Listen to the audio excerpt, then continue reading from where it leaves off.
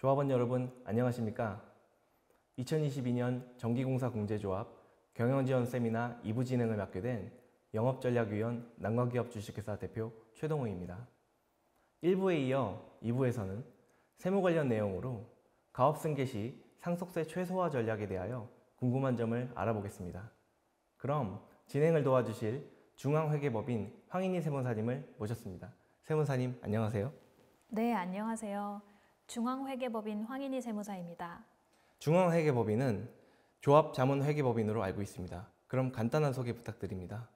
네, 저희 중앙회계법인은 회계감사와 세무 경영 컨설팅 등을 제공하는 조합의 자문회계법인으로서 상속, 증여, 양도소득세 신고 및 세무조사 대리 업무를 처리하고 있습니다. 저는 세무 파트의 세무사로 가업승계 등의 상속세 업무와 양도세, 종부세 등을 전문으로 담당하고 있습니다. 세무 상담이 필요할 때 연락 주시면 성실히 답해드리겠습니다. 네, 감사합니다. 최근 읽은 기사 중에 연간 중소기업 가업승계 사례는 100건 남짓에 불과하다고 알고 있습니다. 내용을 살펴보니 가업승계를 포기하게 된 가장 큰 이유가 세금 부담이라고 합니다. 세무사님, 왜 이런 결과가 나오게 된 걸까요? 네, 가업승계에는 필연적으로 높은 상속세와 증여세가 과세되어 그런 결과가 나온 것이 아닐까 싶습니다. 정의부터 살펴보면 가업승계란 기업의 동일성을 유지하면서 소유권이나 경영권을 후계자에게 넘겨주는 것을 의미합니다. 즉, 기업에 대한 지배권과 사업의 핵심이 되는 자산을 후계자에게 넘겨주는 것인데요. 그러다 보니 부모님이 돌아가시기 전에 승계하게 되면 증여세가, 돌아가신 후에 승계하게 된다면 상속세가 부과될 수밖에 없게 됩니다. 따라서 피할 수 없는 부분이라면 부담을 최소화할 수 있는 전략이 가장 현명한 선택이라고 할 수 있겠습니다. 네, 그렇군요. 우리 중소기업이 장기적으로 지속성장 발전하기 위해서는 안정적인 경영권 이전이 중요하고, 이를 위해서는 필연적인 세금을 최소화할 수 있는 효율적인 전략 수립이 중요한 것 같습니다. 그럼 가업승계 절세 방안에 대한 세부적인 절차를 알아보도록 하겠습니다. 세무사님, 세법상 가업승계에 필요한 대주주 요건들이 있을까요? 네, 우선 가업승계를 위해서는 기업 지배권을 확보하는 등의 여러 요건들을 충족해야 합니다. 기업 지배권은 의결권 있는 주식의 3분의 2 이상을 보유한 대주주에게 주어지며, 지배권이 있는 상속인은 가업상속 공제를 받을 수 있습니다. 여기서 가업상속 공제란 정부에서 가업승계 시 상속세 부담 경감을 위해 일정 금액을 상속세 과세가액에서 차감해주는 금액으로 일정 요건만 충족한다면 최대 500억 원까지도 공제가 가능합니다. 결국 가업상속 공제가 상속세 절세의 핵심이라고 할 수 있습니다. 네, 그렇군요. 가업상속 공제를 받기 위해서는 바르게 이해하고 미리 준비하는 것이 무엇보다 중요하겠습니다. 세무사님, 그렇다면 구체적인 가업상속 공제에 대하여 알려주시겠어요? 네, 가업상속 공제를 적용받기 위해서는 가업상속 요건과 피상속인 요건, 그리고 상속인 요건 이 세 가지를 모두 갖춰야 합니다. 첫째로 가업상속 요건은 다음과 같습니다. 피상속인이 10년 이상 계속 경영한 기업이어야 하며, 중소기업의 경우에는 직전 사업년도 말 자산총액 5천억 미만, 중견기업의 경우 직전 3개 사업년도 평균 매출액 4천억 미만이어야 합니다. 둘째로 피상속인 요건입니다. 피상속인의 경우에는 최대주주 요건과 대표이사 재직기간에 대한 요건이 있습니다. 구체적으로 최대주주인 지분 50% 이상 보유와 10년 이상의 대표이사 재직기간이 필요합니다. 마지막으로 상속인 요건의 경우 연령 18세 이상, 가업에 2년 이상 재직, 2년 이내에 대표이사 취임 요건 등이 있습니다. 네, 알겠습니다. 가업상속 공제는 가업상속 요건, 피상속인 요건, 상속인 요건이 필요하겠습니다. 그리고 특히 10년 이상 계속 기업이라는 요건이 필요하므로 철저한 사전 준비가 필요할 것 같습니다. 그러면 세무사님, 사례를 하나 들어서 설명 부탁드립니다. 네, 가업승계 사례를 통해 알아보도록 하겠습니다. 표를 참고해 주세요. 주식회사 믿음의 이사인 김보람은 2022년 6월 6일 아버지인 김대한 대표이사의 사망으로 가업 상속 공제를 받아 상속세를 최소화하고자 합니다. 다음 자료를 바탕으로 가업 상속 공제액과 납부할 상속세를 계산하고 비교해 보도록 하겠습니다. 먼저 가업 상속 공제를 받을 수 있는지에 대해 살펴보겠습니다.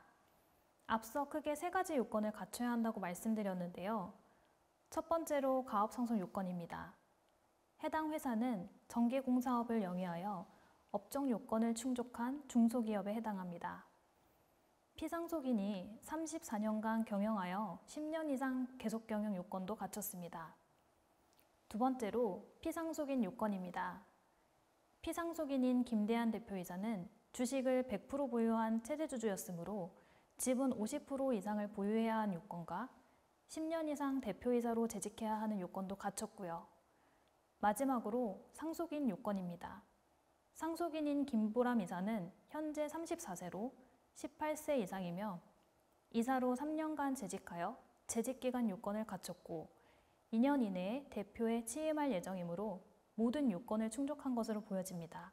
사례회사인 주식회사 믿음은 가업상속 공제 요건인 가업상속 요건, 피상속인 요건, 상속인 요건 모두를 충족했군요. 네, 맞습니다.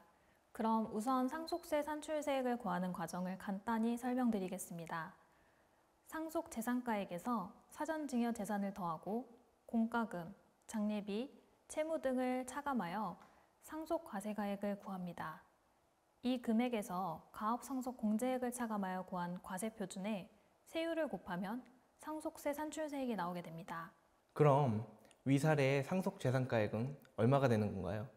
네, 먼저 가업상속 재산가액에 대해 알아보도록 하겠습니다.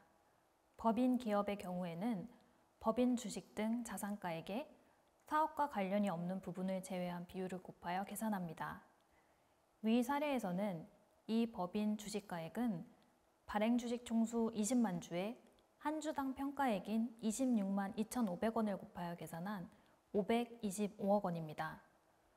법인이 보유한 자산 중에 사업과 관련이 없는 자산은 토지와 임대부동산 등으로 200억 원이 그에 해당합니다.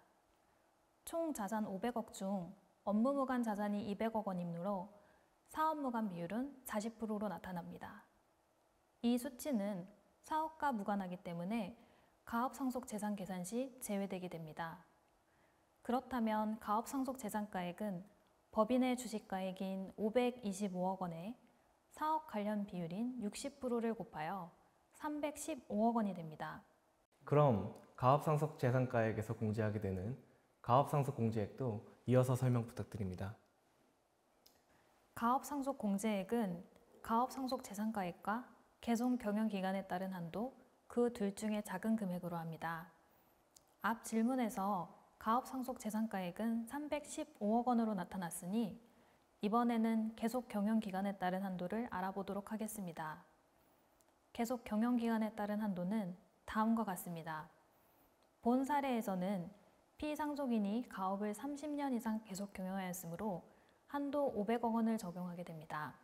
네, 가업상속 공제액은 가업상속 재산가액과 계속 경영 한도 중 작은 것으로 한다 하였으니 315억 원과 500억 원 중 작은 금액인 315억 원이 되겠네요. 네, 맞습니다. 가업상속을 적용할 경우와 적용하지 않을 경우, 가업상속 공제액에서 큰 차이가 있어 두 가지를 비교해 보면서 구해보도록 하겠습니다. 앞에 상속세 계산 구조와 다음의 표를 참고해 주세요. 먼저 상속세 과세가액은 법인 주식가액 525억 원과 기타 자산 45억 원을 합한 570억 원으로 계산됩니다. 다음으로 상속 공제액입니다.